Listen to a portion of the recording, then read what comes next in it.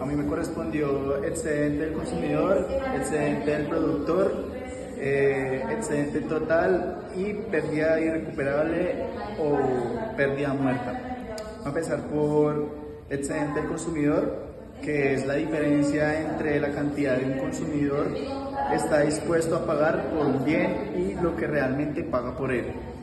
Ejemplo, si estoy dispuesto a pagar 100.000 pesos por una camiseta, pero solo pago 60.000 pesos, mi excedente consumidor sería 40.000 pesos. Excedente de productor es la diferencia entre el precio que recibe un productor por un bien y el costo de producirlo. Ejemplo, si producir una camiseta me cuesta 40.000 pesos, pero yo la vendo por 60 o 80.000 pesos, mi excedente de producirla sería de 30.000 pesos o 40.000 pesos.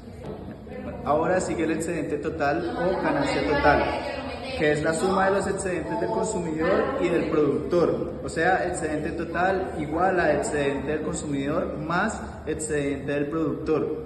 Representa el beneficio neto de la sociedad del intercambio voluntario en el mercado. ¿Listo? Ahora sigue pérdida irrecuperable o pérdida muerta. Es la pérdida de eficiencia que ocurre cuando el equilibrio de mercado no maximiza el excedente total. Un ejemplo, supongamos que tenemos un mercado sin intervención, el precio de equilibrio es de 100.000 pesos y se venden 100 unidades. Luego el gobierno impone un impuesto que reduce la cantidad vendida a 80 unidades. Luego los consumidores pierden parte de su excedente porque ahora pagan más o compran menos. Los productores también pierden parte de lo suyo. Parte de ese valor lo recoge el Estado como impuestos, pero por otra parte se pierde y la pérdida es muerta. Bueno, a mí me correspondió los impuestos y los subsidios. Esos son pagos obligatorios. Los impuestos son pagos obligatorios que le tienen que hacer las personas al gobierno. Bueno, existen varios tipos de impuestos. Está el directo, que uno de estos es el impuesto a la renta. Este habla que si uno gana 5 millones al mes, uno le tiene que pagar cierto porcentaje al Estado. Está el impuesto indirecto, que tal es como el IVA, que el IVA se le pone un impuesto, un porcentaje a un producto. Por decirlo así, si uno compra un televisor en 5 millones, un 16% le corresponde al gobierno, que sería el IVA. Están los impuestos al comercio exterior, que son los aranceles, que son los que se cobran por importar y exportar. Bueno, los subsidios son el gobierno, cómo les ayuda a las personas monetariamente. Existen varios tipos de subsidio. Está el subsidio al consumo, que uno de estos es el de la gasolina, que un cierto porcentaje lo pagamos nosotros y el otro porcentaje lo paga el Estado.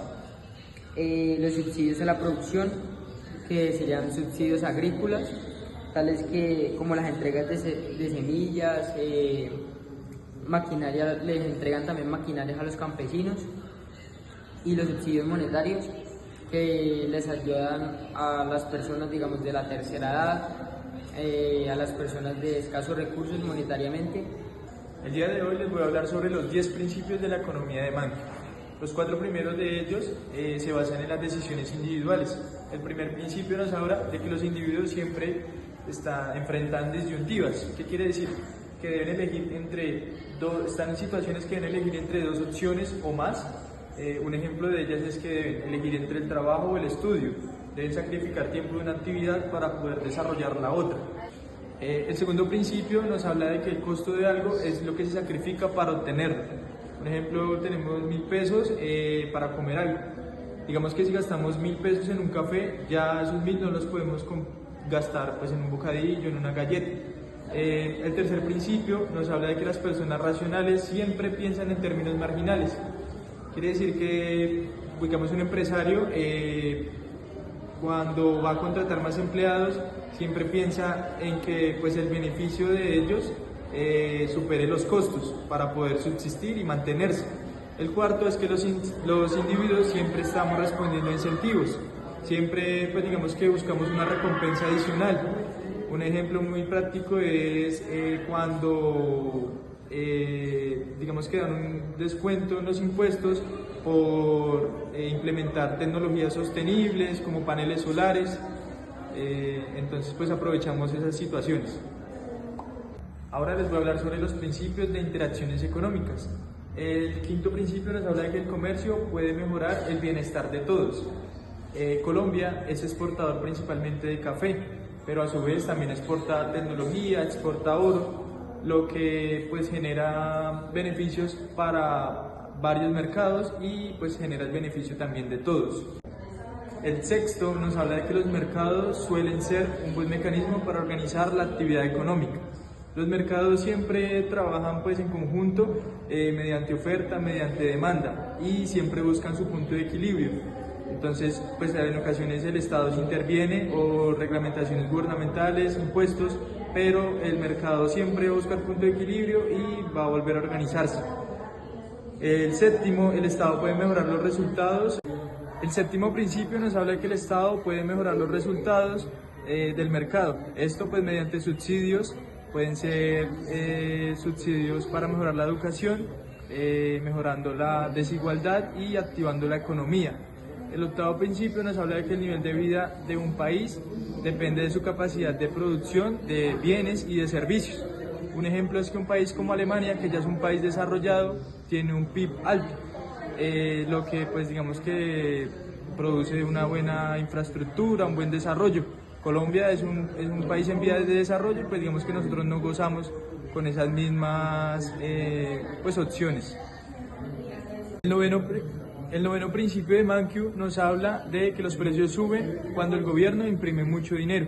Cuando los gobiernos imprimen dinero desmedidamente, se debe pues hacer un equilibrio y se deben aumentar los precios de las cosas para equilibrar ese déficit, lo que pues se traduce a largo plazo pues en una devaluación de la moneda. Un ejemplo muy cercano es el de nuestro país vecino Venezuela, que imprimió mucho dinero y ya hoy en día el bolívar, frente a la moneda base que pues generalmente es el dólar, ya no vale nada. Y el décimo y último es que la sociedad enfrenta una disyuntiva a corto plazo entre la inflación y el desempleo. ¿Por qué? Sucede que si el gobierno reduce el desempleo mediante obras, mediante infraestructura, puede generar como una burbuja también que pues a futuro se puede convertir en inflación.